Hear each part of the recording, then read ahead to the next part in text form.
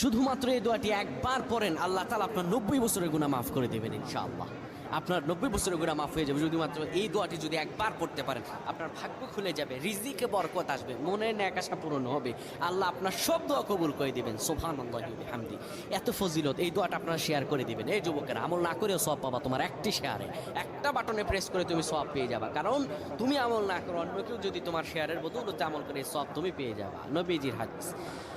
আমার ভাইয়েরা, আল্লাহর কাছে দোয়া করা, আল্লাহর কাছে দোয়া চাওয়া, এটি হলো মুমিনদের কাজ। আমার আল্লাহ বান্দাকে বলেন, বান্দারে উদউনি আস্তাজিব লাকুম, আমার কাছে চাও, আমার কাছে চাইলে আমি আল্লাহ তোমাকে দিয়ে দিব।